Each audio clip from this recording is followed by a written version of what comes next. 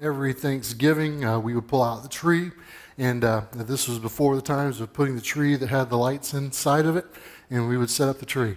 And what would end up happening would be all the grandkids and kids would begin the process of actually decorating the tree. You know, we would go and not only would we put bulbs on the tree, kind of like this. Our bulbs were a little bit smaller. If this falls off, that would be normal of what happens when I decorate the tree. But we would decorate the tree with the bulbs, and my mom liked the stencil. I hated the stencil, you know, because it got everywhere. It got all over the house. You got stencil till next Christmas in the carpet, you know, when you have that kind of stuff. And so she would put that stuff up, and she had this beautiful 1960s era globe star that has long since stopped working. It lit up, but that's it. You know, back when they first bought it, it would spin, you know, and you have the stars all over the house. You know, we had that ever since I was a little kid, and I can't, to be honest, I don't know that I've ever seen it actually work. But we put it up there every year, and we even had the train that went around the tree, you know, and so that was a big deal to Mom. You know, Mom really loved preparing for Christmas, and Mom loved presents. She had a present that we're going to talk about that was pretty big one Christmas, not quite this big. But pretty big, and even though she would get on to us from time to time about us messing with the presents, because we would do like most kids would do. We kind of pick at the presents, we'd shake it, we kind of try to see what was underneath the tree. My mom was not above messing with presents. And she would get on to us, but we couldn't get on to her because, well, she was Mom. You know, you don't tell Mom she can't mess with presents. And one particular year, I remember, my dad bought her this giant gift. And it was a big box, again, not quite as big as this, but pretty close, actually, to the size that's over here by our tree. And she bought this big box, and it was so big that my dad didn't have enough of one type of wrapping paper to even wrap it. So there was like 3 or 4 different types of wrapping paper that was on this box, and then on top of it was a red bow, kind of like that, but kind of had that velvety, you know, those velvety red bows, and then to discourage my mom from messing with it, he put in the center of it one of those long leather straps. And on that leather strap was like 4 to 6 of those big silver jingle bells that are loud and really annoying, you know, and I mean, you couldn't even breathe on the package without setting the jingle bells off, you know, kind of a thing. And so she had that on there, and I can remember her seeing that, and the big tag on there that said "To Mom from Dad." Usually it was to Mom from everybody, but he really wanted her to know that this was his gift to her on that particular year, and she was just kind of drawn to that like a moth to a flame.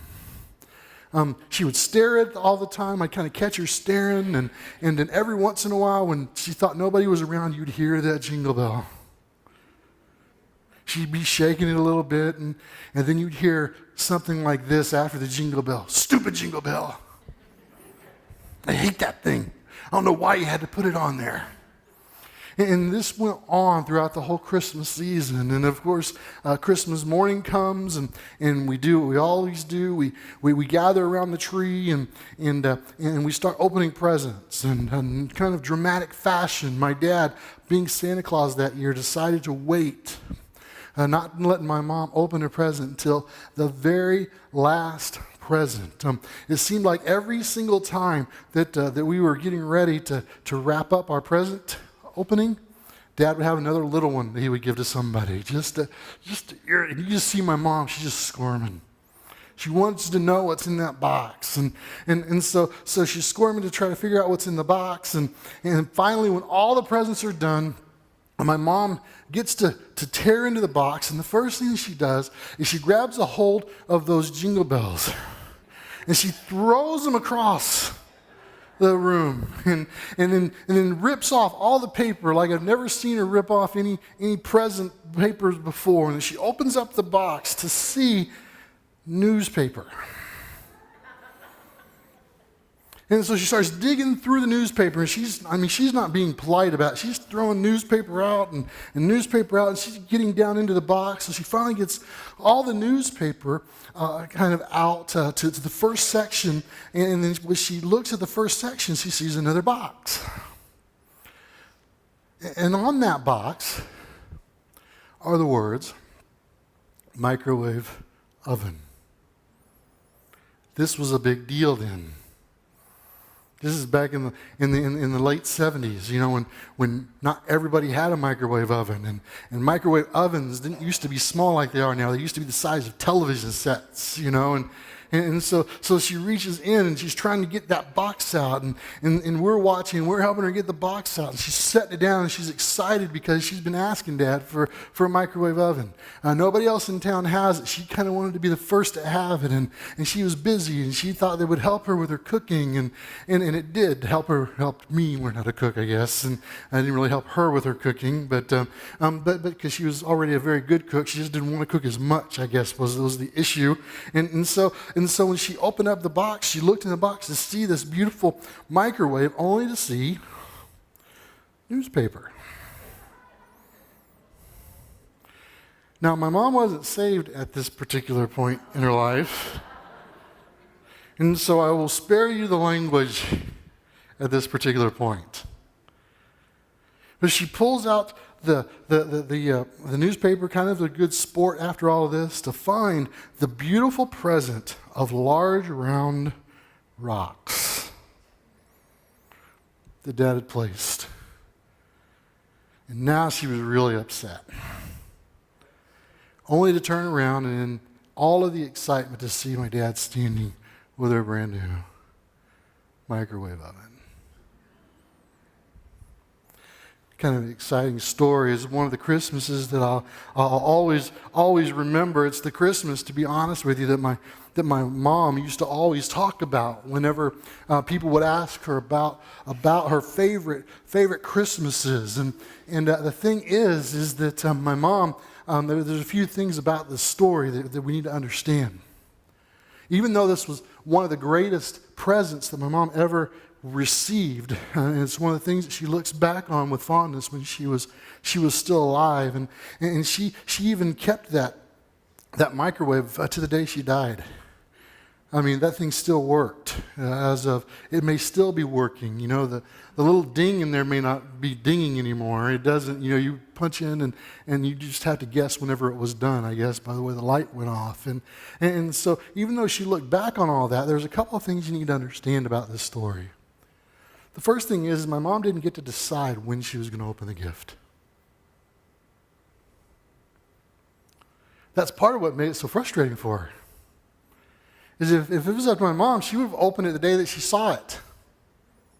See, there was a predetermined date for her. It was Christmas morning. That's when we opened the presents. And the second thing that we need to understand is that she couldn't even decide or determine what was inside that box. You see, I'm sure if it would have been up to my mom, she would have rather not dug through all of the newspaper. I'm sure if it was up to my mom, she would have rather just opened up the box that said microwave oven and got that thing going. But she didn't get to decide when she was going to open it. She didn't get to decide what was going to be in the box that she opened. All she could do for the Christmas season was prepare herself for what she hoped would be one of the greatest presents of her life. And I think when we think about Christmas and we think about the Christmas story and we think about Israel, and Israel struggled with this because, see, Israel had this picture in their mind of what the Messiah would look like. They had this picture in their mind of what the Messiah would look like, where he would come from, what he was going to do. And so when Israel was working with that, even some of the most devout people, they were so focused in on what they thought that Jesus was supposed to look like, what they thought that Jesus was going to do, that what they thought that he would be like, that many of them, some of them the most devout, missed out on their relationship with Jesus. Not because they didn't believe that a deliverer was coming. Not because they didn't believe in God. But because they couldn't get past their preconceived expectation. I mean, think about it for a moment. A deliverer, basically born out of wedlock, in a barn.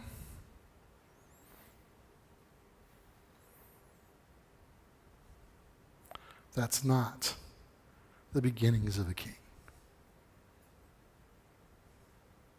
And then as he lived his life, he didn't overthrow the government one time. As a matter of fact, he preached, love your enemy. He didn't withhold taxes. He said, give to Caesar that which is Caesar's.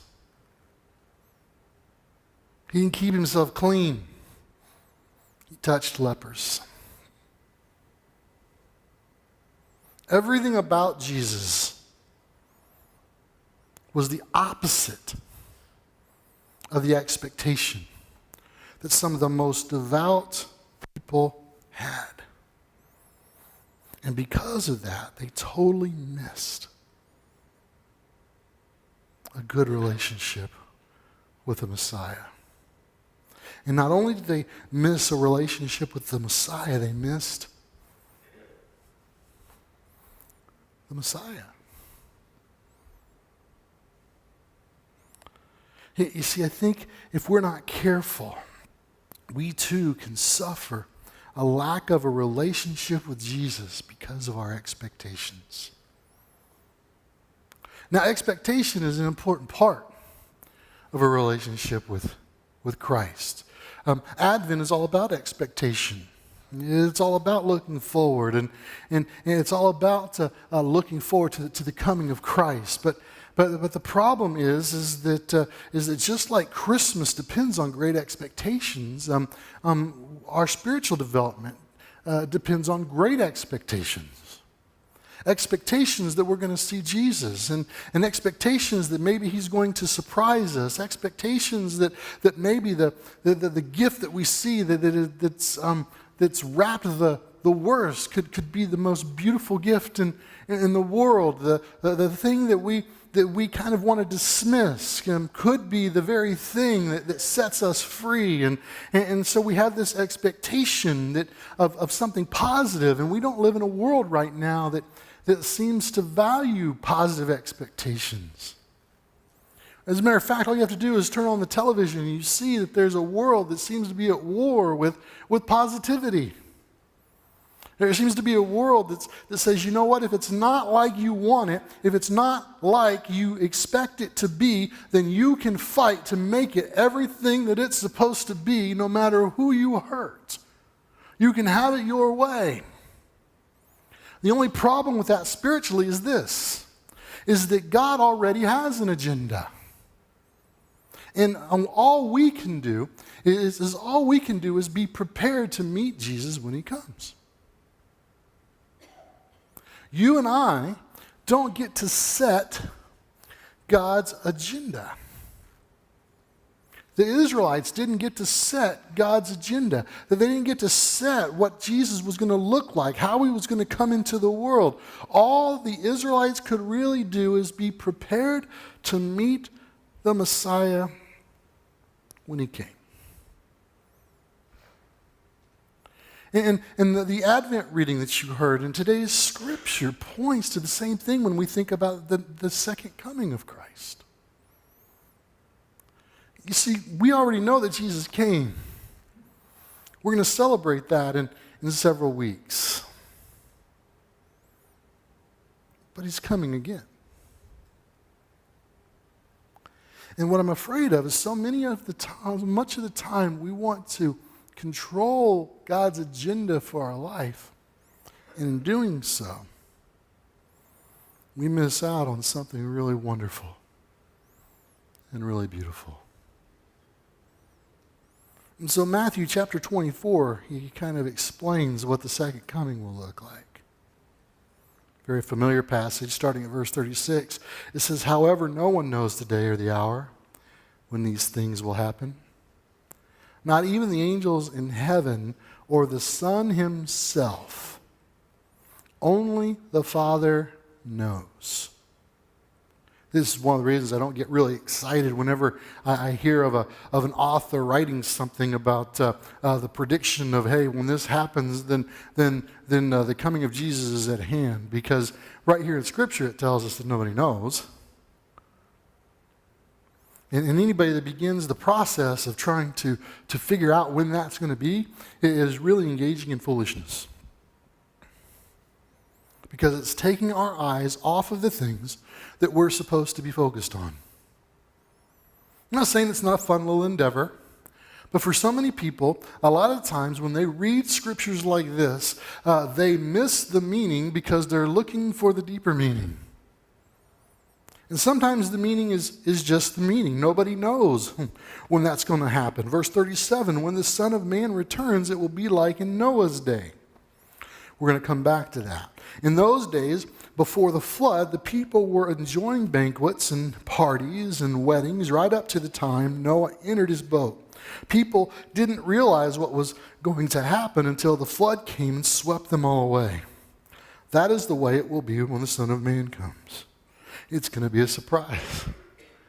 It's going to be something that takes us totally by surprise. We're not going to have any clue on that day when this stuff happens. It's just going to happen.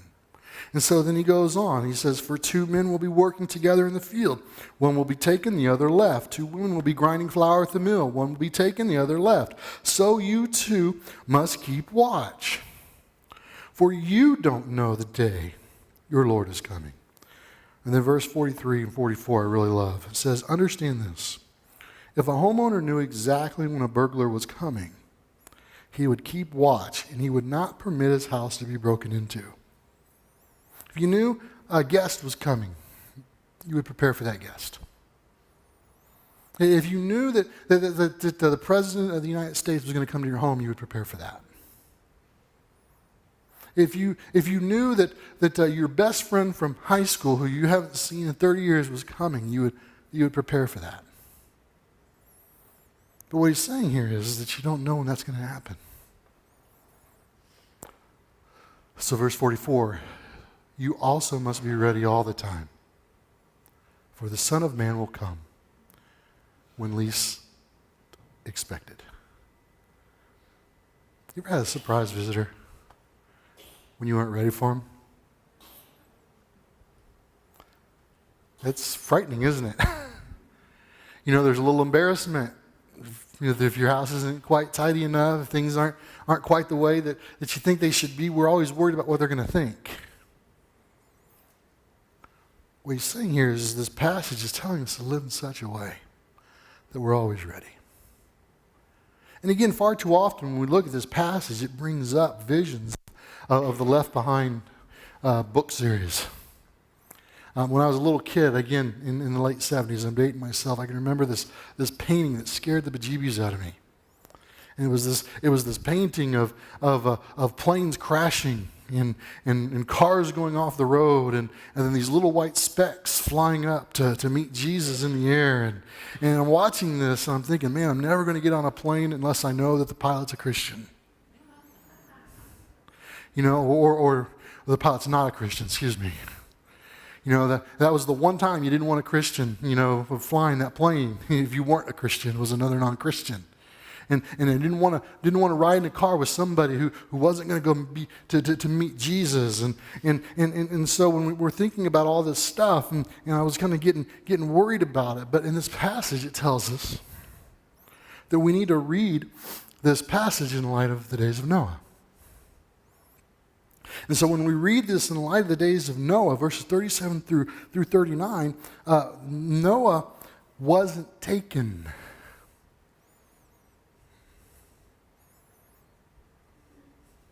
You ever think about that when you read this passage? In light of Noah, when we're thinking about Noah wasn't taken out of the world. Who was taken out of the world? The wicked. And so when he's telling us to read it in light of this, we're looking at this and we assume that all the good people are going to go and meet Jesus. And there's a part of that that's true. But maybe it doesn't happen quite like we think. In the days of Noah, it was about Noah being able to be faithful, and the Lord coming to Noah and saying, Noah, guess what? You're faithful. You're going to build this ark. You're going to be the only ones that are going to be left alive on the earth because you're faithful, because you're righteous. And then if you fast forward in Scripture and you go to the end of the book, the next to the last chapter, in chapter 21 of Revelations, and we talk about the New Jerusalem. It's not us going up to the New Jerusalem. It's about the New Jerusalem coming down to who? You can say it. It's us. It's a story, and it reminds us, and he's reminding us, is that Jesus always comes to us. But in our mind, there's this idea that we got to go to Jesus. We got to figure it out. We got to do the right things. We got to cross our T's and dot our I's. We got to do 1, 2, and 3 in order to get to God. The only problem with that is you and I don't get to God. There is nothing in the world that we do on our own that gets us to God. All we can do is to prepare for him to come to us. Because the one thing that we know, especially when we think about Advent, is that he comes to us. What are we celebrating with Advent? You guessed it. Jesus coming to us. God with us. Emmanuel. Why is this so important to get through our heads? It's important because when we prepare to go to God, then what happens is we set the agenda. We get to decide when we meet Jesus. We get to decide when we should be ready to meet him. And we get to decide how it happens. The only problem with that is Jesus has an agenda, and we are not in control of that.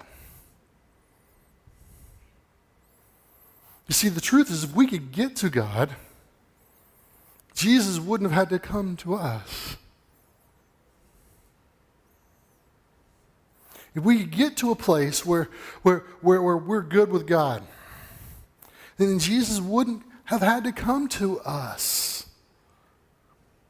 And yet, we still kind of live that way, not realizing that God has an agenda, and all that we can do is be prepared to meet Jesus when he comes. Which goes back to the whole idea of living in such a way that we'll recognize him when he comes to meet us. You see, if we're living this way, then not only will we see Jesus in the second coming, but we'll see Jesus when he comes to meet us every day. See, I think sometimes we get so focused on the second coming that we forget that we have the opportunity to have Jesus come to us every single day in every aspect of our life. That kind of blows your worldview, doesn't it? Because we don't think about it like that. We think that if we're living our life for Jesus, then we get to go to him. But if we're living our life in such a way that he can come to us every single day, and that we can recognize him, how different could our life be if we expected to see Jesus in every aspect? Folks, there's freedom in that. There's something beautiful in that. There's something that the rest of the world would be drawn to in that. We're so busy trying to get there that after a while we don't look much like Christians.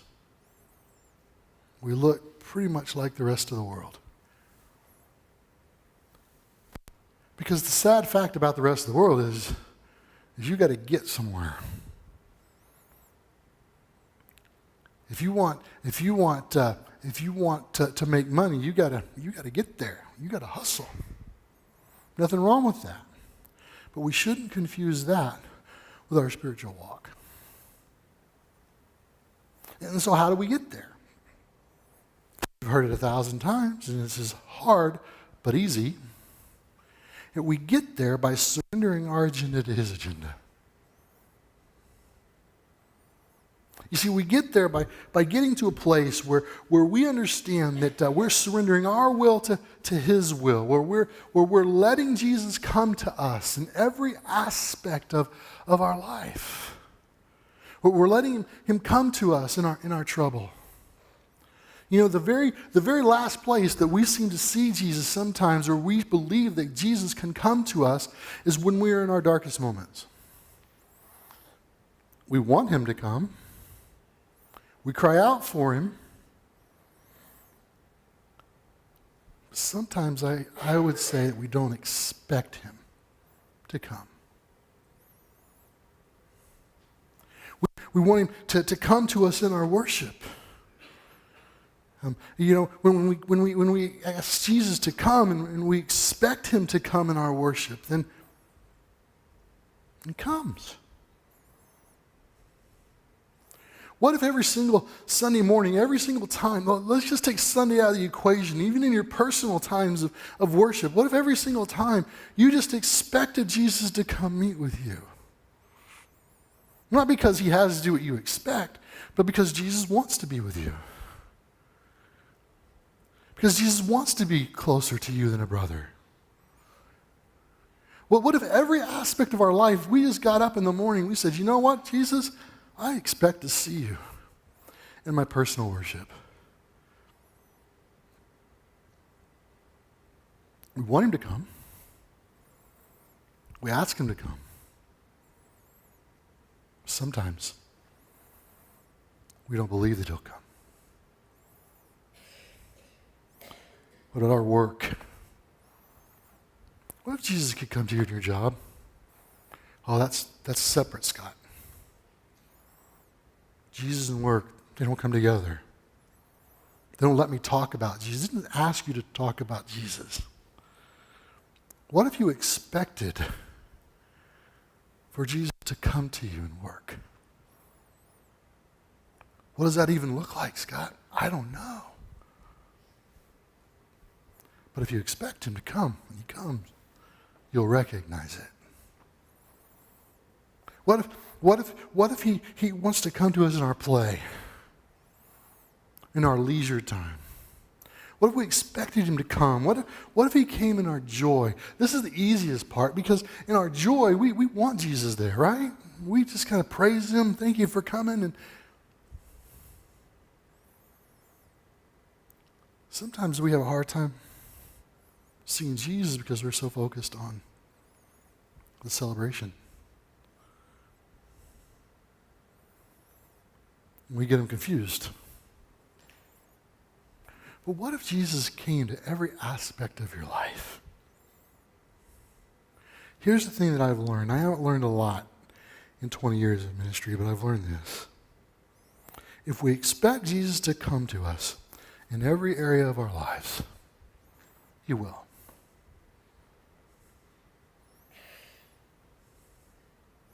If there's an expectation, not a demand, that Jesus meets you where you are, whether it's work, whether it's worship, whether it's play, whether it's celebration, whether it's difficulty, he'll come. The second thing I've learned in 20 years is if we continue to go into our everyday life not expecting him, he won't. Let me rephrase that. If we go into every situation not expecting to find Jesus, we won't find him. But he's there. See the difference? See, sometimes there's this language, well, if you don't expect Jesus to come, then he won't come. I'm not saying that. I'm saying if you don't expect Jesus to come, you won't recognize him when you see him. Because you and I don't get to determine what's in the box. We don't get to determine what it looks like. We don't get to determine how it happens. And that's frustrating because we're all control freaks to a point, right? I can tell that. I've seen you guys ride with your spouses. Honey, turn, hit your brakes. How many of you have that imaginary brake on the passenger side? Well, we're all control freaks to a point.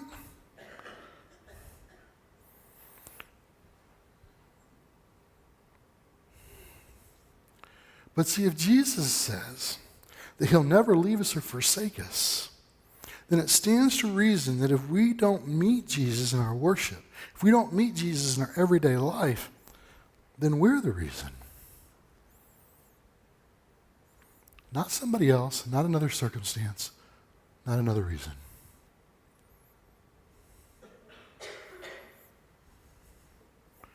We don't like that because we want to see Jesus the way we see him. And so we want to blame everybody else for why we can't experience the fullness of God.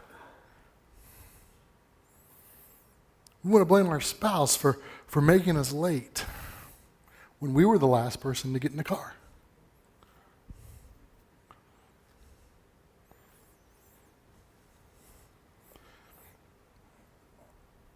You see, there's something, again, that wonderful that happens when we stop trying to control how we allow Jesus to come to us and how other people allow Jesus to come to them.